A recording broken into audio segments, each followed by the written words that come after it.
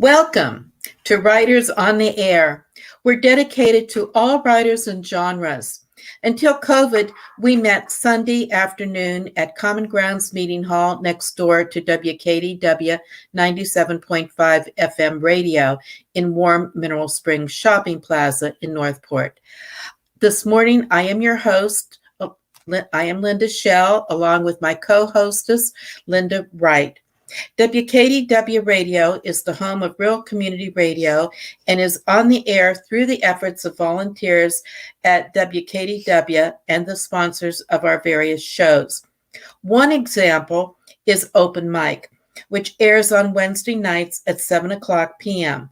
Bud Buckley invites songwriters and singers to perform. Please contact Bud if you would like to join his jam sessions that right now are COVID friendly. Our radio address is 12737 Tamiami Trail, Northport, Florida, and our station phone number is 941-564-8739. That's 941-564-8739. And now we'll begin our show. And I want to start the show off with a poem from Carol Costanza.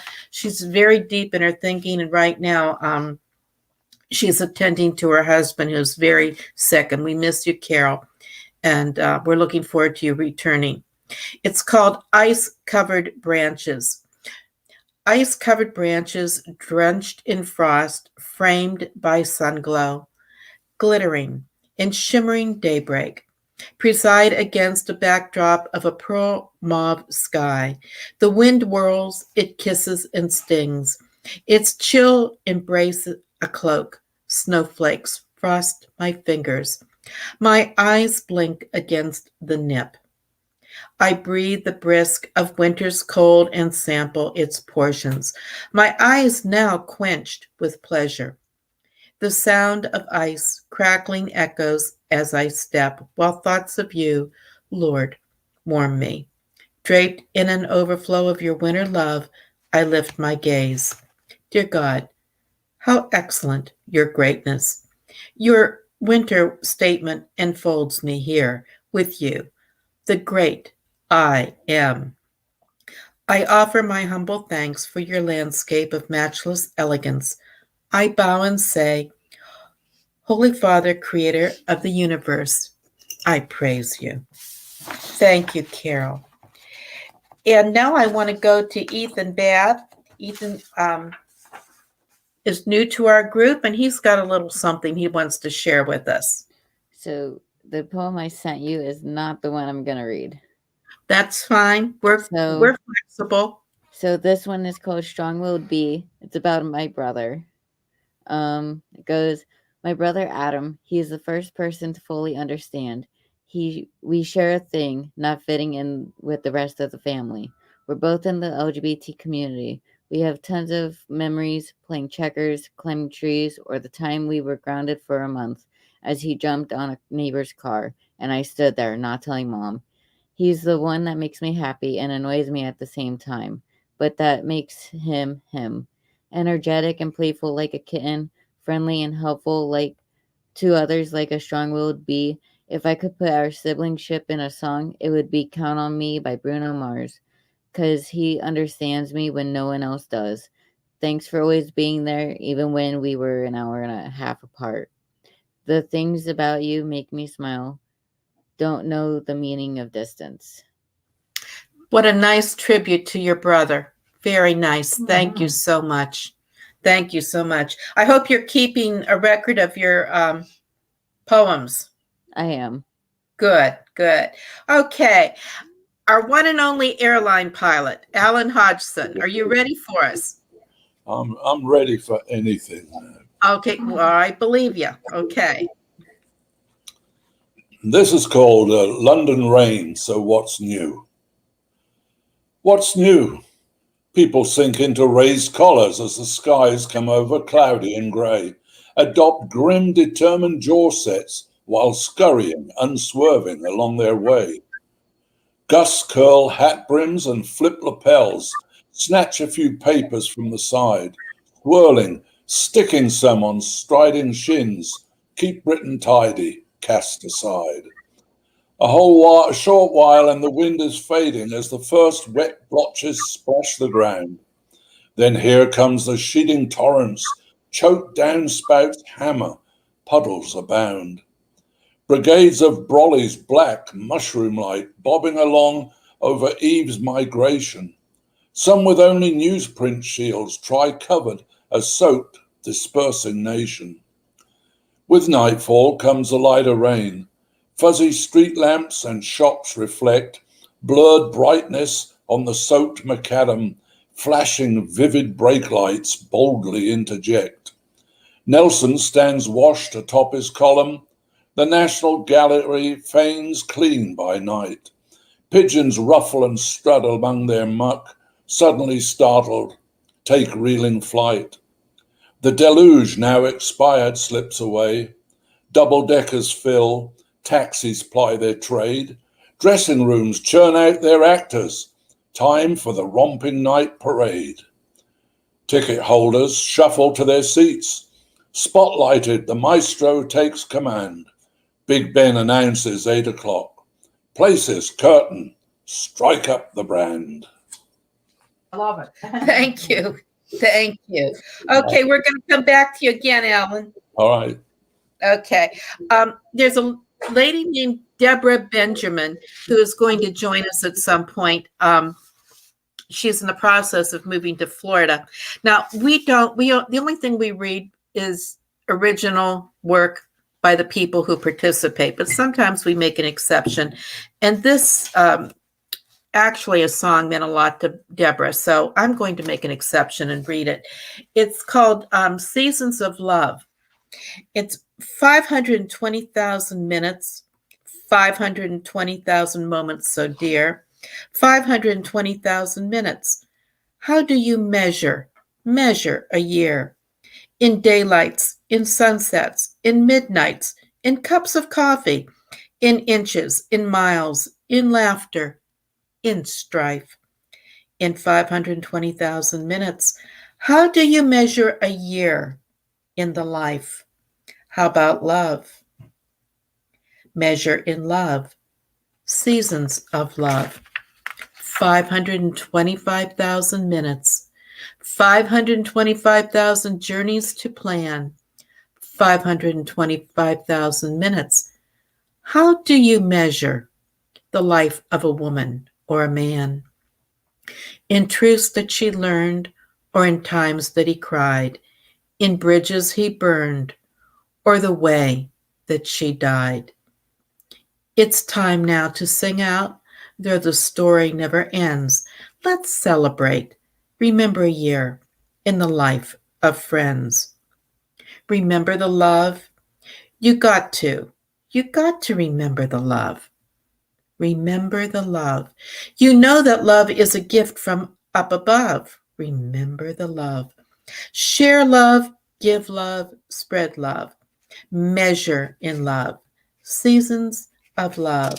Measure your life in love. Thank you, Deborah, and we look forward to meeting you very soon, we hope. Okay, I have one from Isolde Hunter. We call her Izzy, and it's a 3 a.m. email. Where are you? Are you safe? I am 82 now. I think about the end. I believe maybe you do too, sometimes. Are you making your heart's music? We have no dress rehearsal. I remember your bubbly laughter. I hope you laughed today. I hope your music laughed too. Thank you, Isolde. And I'm thinking of my friends too. We're all getting up there and things are happening with their health. So I can really relate to that poem. And the next one is from Dobie Pasco. It's called Time Capsule. And he's going back 50 years at least. The Paul Butterfield Blues Band is playing at grandmother's. Sly and the Family Stone played there last week. Grace Slick and the Jefferson Airplane played on campus. It cost maybe $2. Allen Ginsberg read Wichita Vortex Sutras to more than 1,000 without a microphone. We heard every word. Stokely Carmichael said not to worry about him, but warned us about H. Rap Brown, who he said is a bad, bad man. Who said violence is as American as cherry pie? We are still trying to prove him wrong. Okay, thank you, Dobie. And this one is from Sheila Calhoun. I'd like to say goodbye. I had a thought the other day that maybe I hadn't long to stay in this magnificent troubled old world we have today. So I thought I'd like to say goodbye to the trees, the hills, the midnight sky, to flowers that send their sweet perfume my way, for the river seen at break of day, for the boats that sailed upon the bay, for the soothing sound of waves, a fitting lullaby, for the wind that whistles through the trees, that sends its welcoming cooling breeze, that helps us to escape the heat of the summer sun, for all the bird song heard on high, for the beauty of each butterfly, for the sight of hundreds of lovely water lilies I once drove by, for all the beauty that a snowfall brings, when it covers all the old and ugly things, a miracle that comes each year and always brings me joy. For the whales that sing their mournful songs, for the otters that are playful all day long, for the beloved dogs who keep our loneliness at bay, for the merry laughter of my children at their play, for the great times we had dancing the night away. Those memories are here to stay forever in my mind. For all the love and care that came my way, from my parents, my husband, my children, for each day. Here on earth, I give you my grateful thanks, dear Lord. Then when it's time for me to go and I close my eyes, I believe I'll see in this promised paradise all my loved ones once again. That's heaven enough for me. Thank you, Sheila. Sheila wrote that over a year ago. And Alan, am I catching you too quickly? Do you have something for us? Yes, I'm always at the ready. All right. This one is called Robins. A whole crowd of robins just arrived at Sally's bird bath. Nomads regroup for the flight north. Prepare for the journey. I call her phone to tell her. It must be ringing in an empty room. Then suddenly the flock startles into a tree as her car swings in. In less than a minute, she reverses into the garage and they are back, raking the lawn, pecking once in a while at an unfortunate crawler, a different flavor than the wealth of berries enjoyed each fall. No matter, protein serves its purpose, sustaining for the long trip. Some feed, wait their turn to drink, splash and flutter in the welcome water supplied by my neighbor. The bath has been washed of old leaves and bugs. Fallen in, they were the poor swimmers, had perished before being able to reach the side. There was an energetic repeat over the days ahead. Plenty of busy robins, the New England states their goal. They'll arrive just as the first buds struggle to appear, their hardy northern cousins taking flight for Canada. That's that. Thank you. Okay, we'll come back to you, Alan. I'm going to take a stab with Carol right now. It's called Listen to the Quiet. The night sky's splendor runs to greet me. I wait, watching from my lanai, and feel blessed. When I awaken, the lazy morning sun enfolds me, still in its warmth. The grass grows, and I listen in. Peace rules my reach of this world. A cardinal strut nearby chirps a song written for me. Rain droplets trickle down my cheeks, and life is what I touch and hear and see and feel right now in this glorious quiet moment. Thank you, dear Lord, that you are near. When I whisper your name, you hear me. If I close my eyes and can't speak a word, you know what I mean. As hush speaks sleep to the pond, a cool breeze and sunshine, bright, rest upon me. You, Lord, are everywhere. Thank you, Carol. I've got another one here from Izzy. It's called Florida Autumn Sonnet. And how do we perceive oncoming cold, while skies glow azure with a brilliant sun and promise us that they never will unfold? Black clouds with frozen flakes, the citrus shun. How shall we know the time for heavy blouse or pants, stretched to completely cover leg? Are there some hidden signals from the mouse? Does squirrel from the oak for acorn beg? We transplants need to learn the subtle signs. See monarchs flutter. Watch as they surround waxed sea grape and Australian pines. The joyful flash of black and gold abounds. Those dancing butterflies vanish one day. Though bright sun shines, its warmth has slipped away. Thank you, Isolde. And this comes from her book, Izzy Visions. It's a memoir, and it's available on Amazon. And now I have a short one. It's just, I don't do poetry, maybe once in a blue moon. And it's called Musings. Once I confessed to a friend that I couldn't believe how naive I was at 40. She responded, "Me too," to my surprise. I know I'm not the same person today that I was when I was 60. I believe if a person looks back over their life and if they don't see change, they are not growing. An elderly gentleman at a church event I once attended stood up and stated, "People don't know anything until they're at least 80. We all laughed, but there is wisdom in his words. In my 30s, I laughed out loud when I heard my father-in-law say he'd give anything to be 50 again. Now I understand. Okay. And I have one from Dobie Pasco. It's called Good Night. I want to say good night to you each and every day. Though I may not know where you are or when, you will get your rest. I want to know you are blessed with peaceful, restful sleep, and that as your eyes close in blissful, comforting repose, with a smile on your face, sometimes at least once in a while, sometimes think of me, as I always think of you, as I too fade into my own happy, peaceful sleep, so I can wake up tomorrow to write more goofy, love-sick poems.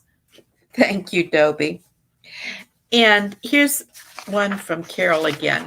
It's called The Place Where Kindness Lives. A place of peace and sweet repose is not so very far away. You'll stumble quite by chance upon its presence one sweet day. As if it were a dream, a gift, a treasure, chest of gold, you'll walk into the depths and breadth of kindness unforetold. Some fortunate among us knew its essence long ago. Childhood memories whisper warmth's sweet breeze as we grow old. Yet others of us wait till quiet by happenstance it seems. The place where kindness lives, at last no longer crowds our dreams. At last we taste its sweet, sweet peace and breathe its fragrance new, and bask in fields of daisies, sunshine bright and daybreak's dew. And so we find the place where kindness lives, not far away, around our bend and up the street, a home where minds content retreat, a dwelling place where warm hearts meet, this place where kindness lives. Thank you, Carol.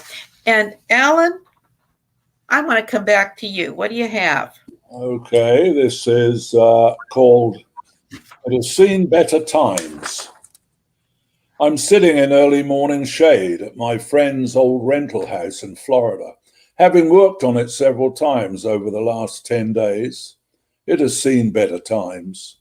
I rebuilt the sloping ramp to the door of the fair-sized shed that sits raised on blocks, and repaired or replaced boards of the decaying wood deck that has stood too many feet over the years. It's painted now and looks somewhat better. The gate shuts and latches again after my scheming and conniving to make the parts meet. A mystery type of palm has been pruned, and 2 pairs of other busy hands have covered a couple of small border gardens in fresh cypress mulch. The lawns are a mix of unknown vegetation, and even small clumps of grass survive here and there. My friend waters it with one of those arcing, spray back and forth automatic implements on the end of a hose, hoping for something magical to happen. Inside, my wife and friend gather the bits and muck left by the departing renter, the one of empty promises and lies. Mulch remnants are still clinging to their socks. They work because the hired cleaning lady had put in a full day elsewhere and was now too tired to care much, and had left, charging less for the rate, in guilt. So this morning I sit with the cries of nesting flickers in the tree behind me, watching tepid water dribble from a draining pipe since a few days prior the horror of a leak in the hot water tank was discovered.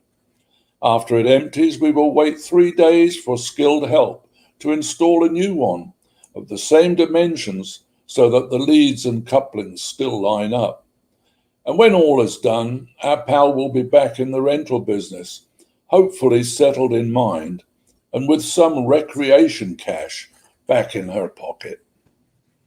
Thank you. That was absolutely wonderful, Alan. Thank That you. was absolutely wonderful. I'm taking over now. For now, my name is Linda Wright. Thank you for listening to our show today at WKDW 97.5 FM. We are always looking for sponsors for our shows as well as volunteers, as we are a nonprofit operation. Nonprofit, I think. We have a 501c3 status. If you would like to sponsor a show or volunteer, please call 941-564-8739 or email to info@kdwradio.com. Okay, I think it's up on your screen. We would really like to thank our station manager, RJ Malloy, for this wonderful opportunity to read our poems and our books. Hi, RJ. How are you? I haven't seen him in so long because of this COVID. But anyway, I'm going to read from his book, A Traveler's Journal. And this is one of my favorites. Like I said, he is totally Irish. And this is called Requiem for O'Reilly's. They're tearing down O'Reilly's bar. And the boys asked me to come down and say a few words in Requiem passage for the poker tables and back, and the Nickelodeon and the chip on the bar where Dunstead lost his teeth in a fight over who threw the faster fastball. Ryan Durham or Lefty Grove for the peeling floors and the peeling walls, and Seamus the cockroach who was fond of beer. For the mirror on the wall behind the Seagram bottles with a picture of Lily Barnett and a local talent taped tightly in the corner near Old Man White. World would sit and stare at himself and the other, drunks and complain all night about the way it used to be before all this progress, and Silent Sammy alone in the corner with a slow gin fizz, and about how O'Reilly found him gone to that great bar in the sky, and no one knew till closing time. And don't forget the clock, they cried, the old ship's clock, that's always said 5. And of course there's the men's room with the bars on the wall to steady the guys who came in to make room for more. And the little back room marked intensive care with 2 couches, a chair, and a plastic pail. So I said, okay, and we went downtown to watch as the bulldozers did their work. Read the signs they cried, condemned to make room for progress, to be erected, future home of SNB. Everyone booed as they started to crane, and I agreed, but there was one more sign still left to read, scribbled in chalk on the front door. delivered to silent Samuel Sears, 100 Golden Skyway, somewhere up there. So we watched in silence as they wrapped it up. Then we all went home. That was wonderful, RJ. He's such a fantastic writer. And I keep saying I wish he would write more books. He probably has. I don't know. I am going to go on now to our dear friend and other co-host, Emma Fikes Alberts. Just to mention, we're pretty sure we'll be able to go back to the radio station pretty soon. And we're trying to get a nighttime slot, so we think it might be on Tuesday nights at 6:00. I don't know when we're going to go back, but we will let you know in the near future, and hopefully it won't be too long. All right, this is from Emma Fikes Alberts from her book, A Borrowed Moment, a collection of poems and essays. And this one is called Granny. A young woman came to these foreign shores and sat silently upon her suitcase, holding her young son and waiting for her husband, who had come before her to prepare a home. The tag around her neck spoke the only words of English she could understand. Mary Fikes, wife of John Fikes. Ahead lay the chance for a new beginning. Behind lay 3 babies buried beneath the soil of the beautiful land of Austria, a land which in her mind would remain her home until her death at 86. She was the mother of my father and a grandmother much to be admired for the glory of her strength to go on, no matter how hard the task at hand. She worked all of her days in the new land in the service of others, cleaning their floors and windows while saving for the tiny row home in Philadelphia that had become her pride. I still miss her, watching her crochet and hearing the familiar German accent tell stories of her beloved homeland. But the thing I most miss is the love she gave without the spoken word. That was absolutely beautiful, Emma. Almost forgot your name. I guess I'm getting dementia. I don't know. But anyway, we will come back with Emma. And right now, I am going to do one of mine. I wrote this, I think, last week or whatever. It's called Explorations of Deepness. As you all know, a lot of times I'm a deep writer. That's just the way my brain works, and I listen to music while I'm writing. So this is what came out when I listened to some music. Explorations of Deepness. Pulling quills from thick skin, we write our tales of woe, digging deep into the belly of the beast, our inner core, finding hidden dark corners of cobwebs and dust shoved away from past echoes of haunting. The brain chants yea, the heart bemoans nay, clearing out the soul's closet, daring to dig that hole to China, letting the volcano erupt with passions pent up, exploding and dripping with heartfelt emotion of words too few dare to share. Release, sweet, sweet release. Once said and done, like giving birth with the delivery being magical.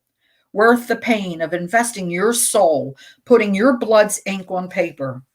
Judge or not be judged, we souls stand together in shadowed alliance, knowing we are not alone among the normal living, who secretly stand with us in whispered acknowledgement.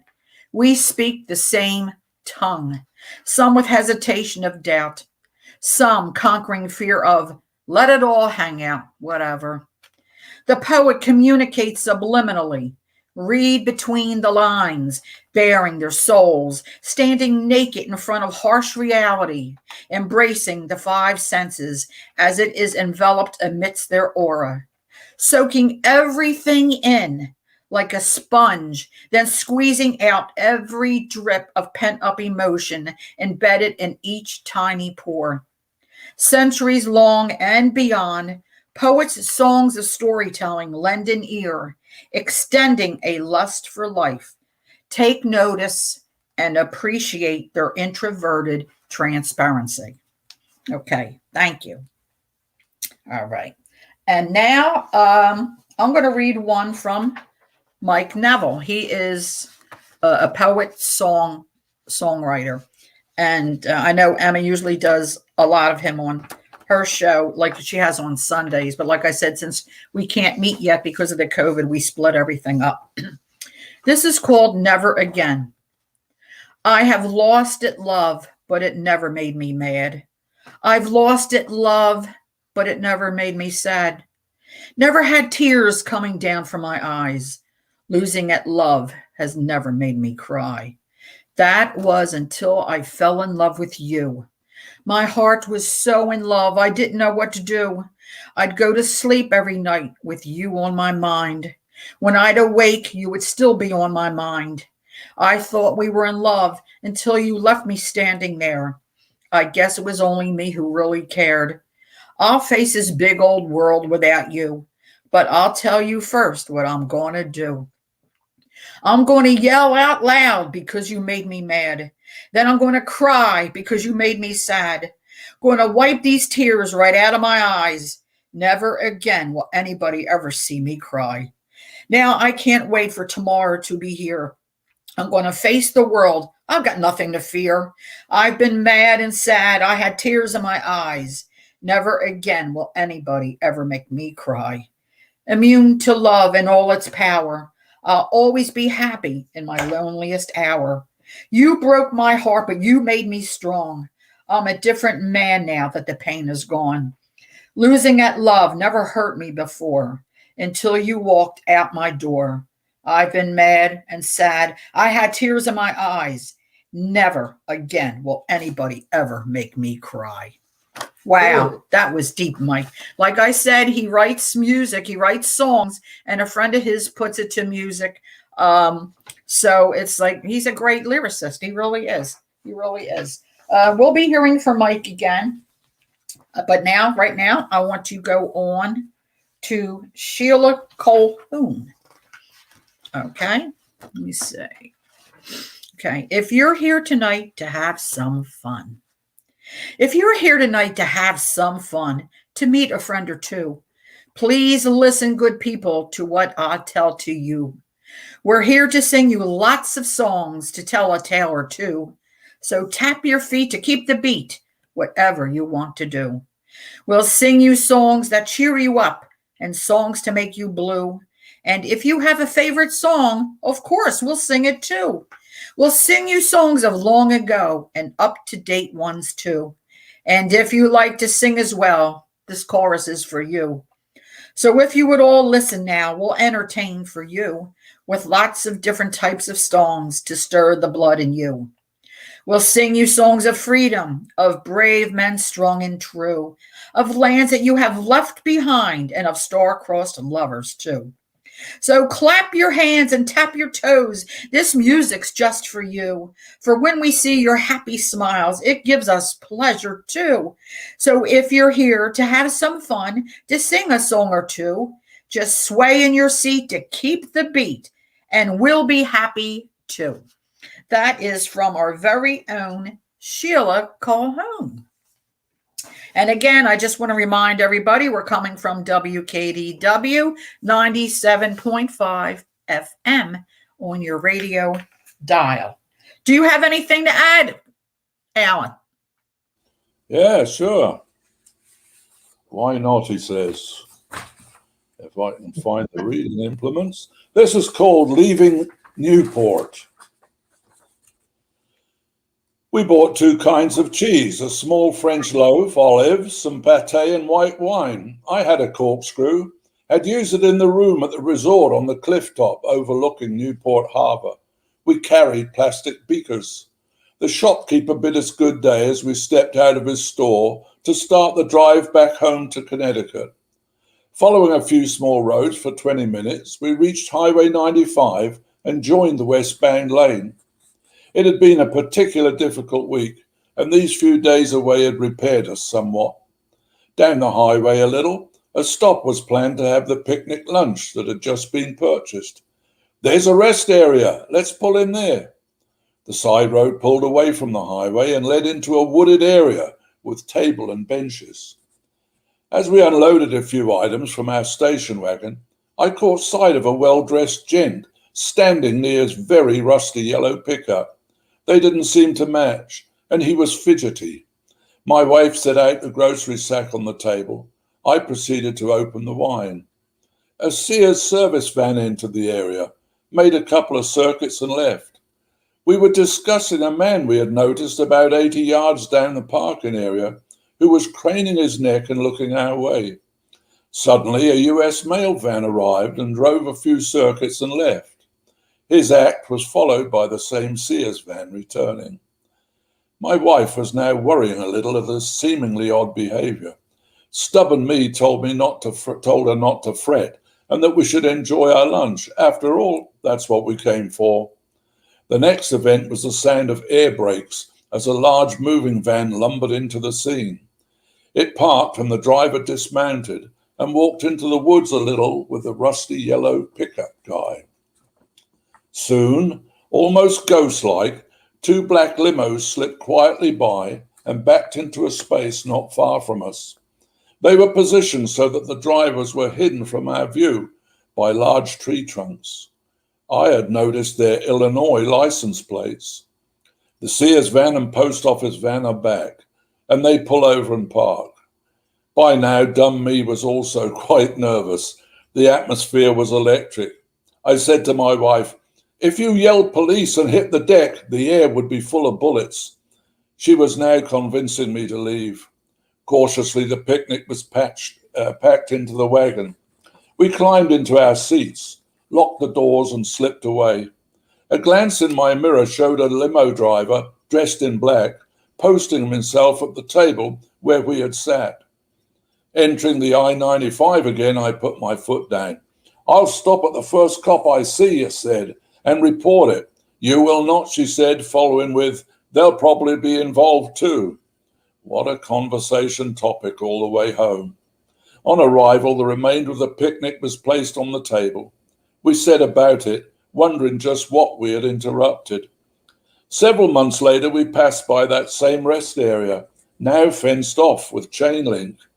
No more exchanges to be made there, but they just move on to other locations, probably disturbing innocent picnickers. Thank you. For Alan. That was Alan Hodgson. That was wonderful. Okay, now we're going to go to Scott Zirkelbach. He's one of our regulars who could not make it today. This is called Catatonic. My given name is Robert the Cat's Meow. I live here at the village. You are actually standing in my backyard. Sure, it's currently your living room, but I'm a cool cat. You may stay where you are at. I, however, am just not a people person. What can I say? You all give me the willies. Please do not, I repeat, do not call me Kitty. Once I'm spooked, I'm not responsible. I'm not a poser, more of a scaredy cat. Why do you got to do like that? Why do you got to do me like that? I think about jumping rope, but my belly is dragging the ground. It would be easier to get a lift.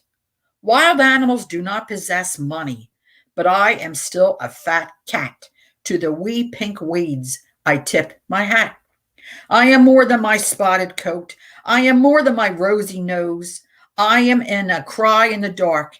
Beauty is my currency, but I am not a stingy cat. Let me lay me on your doormat. Mingling among friends, I am but one of many. Take a picture, it lasts longer. Share me, go ahead. Make me a copycat. Better yet, get me as a tat. Okay, we're going to do this all day. A stare off. Really? Do not look for a tail. It simply is not there. After all, I'm a bobcat. You caught me where I sat. Oh, that was fabulous. That was fabulous. That was really good. That was really good. Okay, I am going to read 2 short poems of Steve Lind. This is called Goddess of Dreams. Her boardwalk scenes are the magical dreams of the light wave streams that scream like a meteor on fire. with the warmth of the sun as it glows on every one and drives the mercury higher, until it explodes with the fevered overloads dancing on a mystical pyre. She's the goddess of dreams and the dancing light beams that erupt with volcanic desire. That was great, Steve. That was great. And this is called As Tomorrow Becomes Today. We are ghosts to one another, like a mystery still in play, like a blue moon galactic frontier where we are characters in sway, who justify the moment of the stars in every way. With our drive chain locked and fast forward, we greet the sunbeam's ray and hold on to the exhilaration as tomorrow becomes today. Ooh, that was good. That was good. Okay, I am going to start again with Emma, or dear Emma. Let me see what time it is. Okay, we have time, I think. This is called A Magic Moment. It was Christmas Eve, 1945. I was 11 years old and no longer believed in Santa. Therefore, I was allowed to stay up and help trim the tree. It was a particularly good year because my father was home from the war, and for the past few months, all of his earlier rage was gone, and he seemed to be enjoying family life. As we were preparing to put the tinsel on the tree, the last move in the all-important ritual, we discovered there was no tinsel in the house. My father turned to me and said, "Emma, go down to the corner variety store and get some tinsel." Given this momentous task rendered me speechless. "Don't you want to go?" he asked. I could only nod an emphatic yes. I had never been out alone after dark, and as I put my hooded snow coat on, I silently prayed that I wouldn't fail my mission. I stepped out into the street and was awed by the sight of a winter wonderland forming before my eyes. My tiny Philadelphia street, with the perfectly matched row homes, had taken on a dreamlike quality. New fallen snow had covered the pavements and muffled the harsh sounds of the city. I walked slowly to savor every moment. I looked behind me and saw only the footprints in the snow were mine. This had to be my private world, and I felt free for the first time. I hurried into the store and made my purchase as quickly as possible without any prolonged human contact. Out of the store, onto the street, I began to run, spinning and twirling among the falling snow, becoming part of the magic. The light from the street lamp gave every snowflake a luminous glow. When I reached my front door, I looked back one last time at the patterns that I had left on the crystal earth. I turned and went inside. I knew the magic was over and I could never have that moment again. But I also knew it was a moment I would never, never forget. That was absolutely wonderful. That really was. Okay, I have another one. I just wrote this the other day. It's called There's No Perfect World in this particular melody. A bemoaning trumpet wails in the wilderness of dreams, making its melody known, tugging at the heartstrings of visions deep. It screams, I want to fly through vivid colors of imagination's story yet to be told. As dry, prickly tumbleweeds of the vast plains blow confusingly in winds to nowhere in particular. Melancholia pours out from the horned soul to my ears, resonating woefulness, almost like hugging oneself, whilst rocking back and forth with each hushed breeze in a dispirited lullaby, waiting for the ache of wanting more. That long, deserted highway, stretched amidst almost barren landscapes, waits for a new song to be sung as the tormented trumpet continues to bleat sorrow over the human condition. Mm-hmm. All right. Thank you. Thank you. I'm going to do a little haiku. Thank you, Alan. I'm going to do a little haiku from Carol Castagna. All right. Poet to poet. I love to speak with you, dear poets. Your voice as unpredictable as rain. My heart appreciates, applauds your choice of words. That was absolutely fantastic. That really, really was. I'm just checking my time. All right, I have another short one from Mike, and then I'll come to you, Alan, and see if you have anything short. Okay? Where has my world gone? I opened my eyes one day, looked around, and had something to say. Where has my world all gone? Seeing nothing till the morning dawn. Then I looked around, and what can I see? My world is gone. It has escaped me. I'm living in a world that I don't know. Where has it gone? Where did my world go? Is it all because of time gone by? I begin to wonder and then begin to cry. Have I wasted my life? Where has it gone? My life and my world, I need to hang on. I look at faces that I once knew.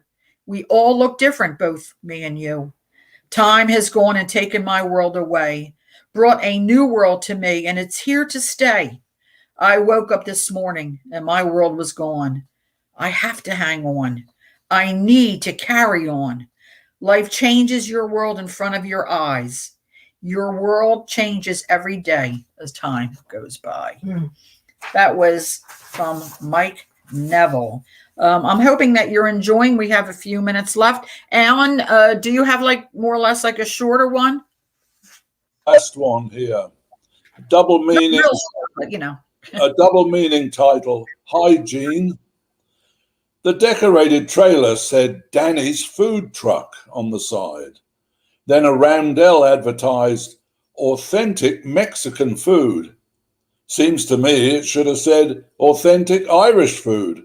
Corned beef, soda bread, colcannon, or the like. And does Danny wear a sombrero and poncho while serving, or a white shirt and green tie complete with a harp emblem? There are a few food trailers or trucks at different locations, so I just can't help thinking about the hygiene situation. Do these nomad chefs wear plastic gloves? And if they do, are the gloves still worn during personal attention, or are hands washed with suds and hot water for the required 20 seconds after bathroom use? Then I think, what bathroom? Thank you.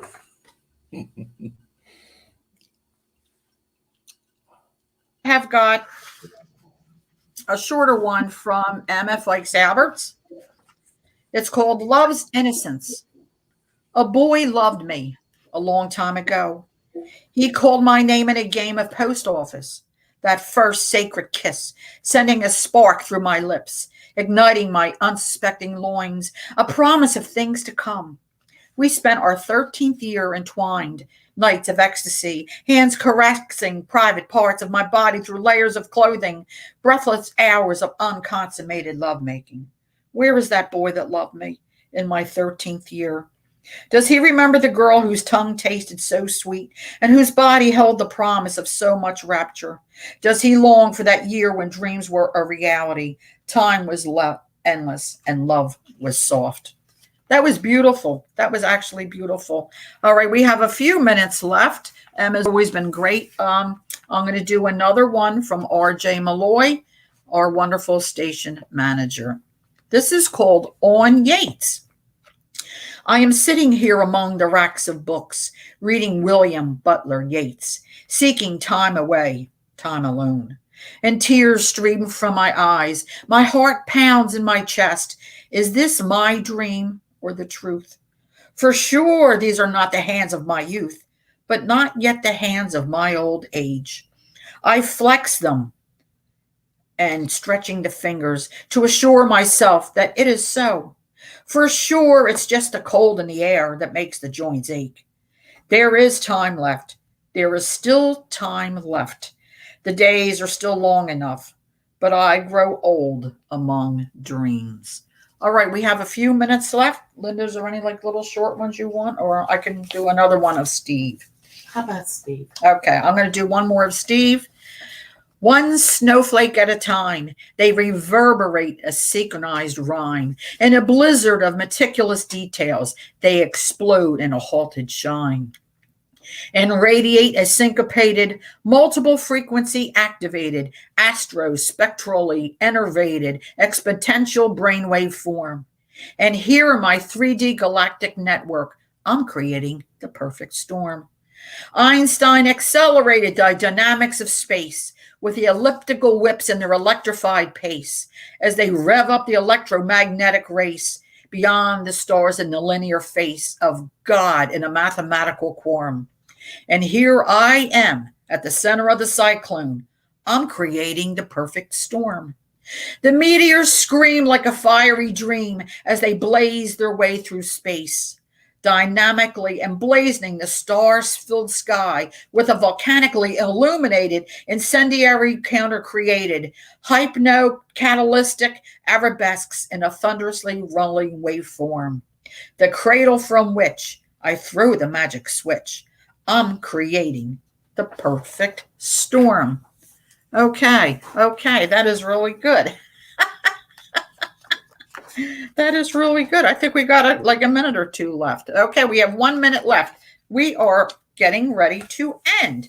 I really want to thank Alan and Ethan for being here with us today. It was wonderful. We loved your poetry. We enjoyed reading everyone's poetry on the air. Join us again next Tuesday at 11:05. I want to thank Marie LaBrosse for doing all our technical virtuality stuffs, and a special thanks to Linda Schell, who is our marketing volunteer. We thank you very, very much, and we will see you next week. And thank you, everybody, for tuning in.